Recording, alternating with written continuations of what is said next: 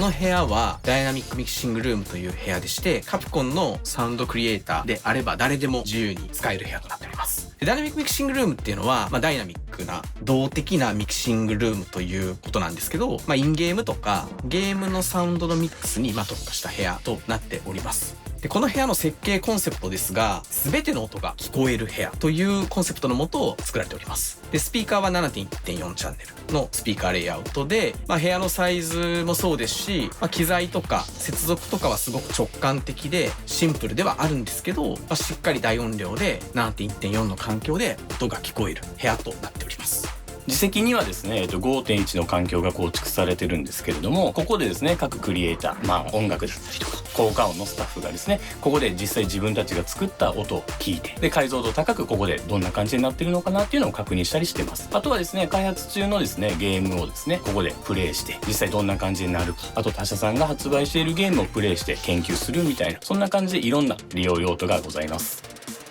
こちらはですね、MA ルームと言われるところなんですけれども、同じ大きさの部屋がだいたい5つほど用途別にありまして、いつでも誰でも使用することが可能となっております。ダイナミックミキシングルームと同様ですね、ネットワークオーディオを介することで手軽に自席の PC のサウンドをここで確認することができます。煩雑な機器の接続とか必要なく手軽に制作中のサウンドがこちらで確認ができます。で、また遊戯機のチームとかに関しては、こちらで筐体を設置してですね、筐体のスピーカーを使ったサウンドチェックとかも行ったりしております。あと、こちら MA ルーム1という部屋なんですけども、PMC 社の PMC6 と XBD のこのハイブリッドシステムを採用してまして、フルレンジでの再生能力がすごくいい部屋になっております。あと、アップライトピアノもですね、設置してまして、こちらも簡単なピアノ収録だったりとか、あとプレピアドピアノの収録なども行ったりしております。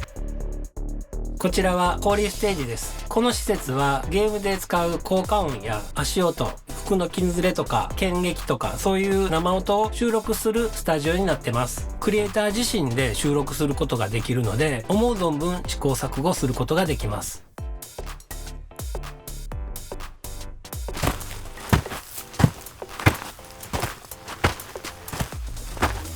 発想から実現まで最短で行える環境だからこそ、一つ一つの効果音に対して徹底的にこだわれる環境になっています。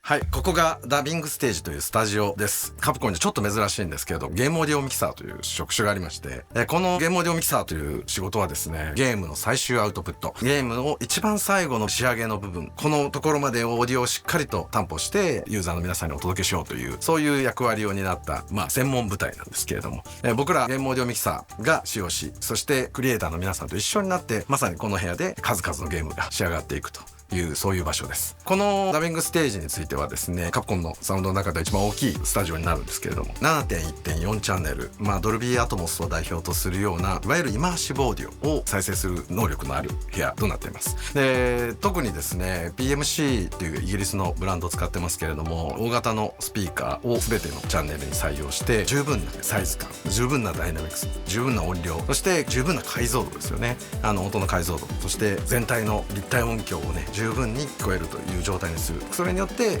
ゲーム全体の仕上がりを良くしようという、そういう再生を目指して設計されています。海外なんかをはじめとしていろいろな音楽ソースであったり、ゲームの音の元になっていくようなサウンドをたくさん扱うんですけれども、こういったもののより解像度の高いスピーカーで音を確認して、クリエイターの皆さんと一緒に評価をするという、でそしてミックスして仕上げていくっていう、そういったことが十分に行えるだけのスペックっていうのを目指して、部屋の設計からかなりこだわって作っている部屋です。この他に小さい部屋になるんですけれども、もう2部屋我々ゲームオーディオミキサーが使っているステージがありまして、これらについてはこの後紹介があります。このスタジオはカプコンが持つ3つのスタジオのうちの1つ、ダイナミックミキシングステージシルバーと呼ばれています。スピーカー構成は 7.1.4 チャンネルとダビングステージと同等で、スピーカーはケースデジタルというブランドを使用しています。使っているスピーカーのメーカーは違うのですが、出ている音に関しては調整がなされているので、ほぼ同じ環境で作業することが可能です。このスタジオは普段はミキシングステージとして使用しますが、ここにマイクを置いてケーブルをつなげることで収録ブースとして使うこともできます。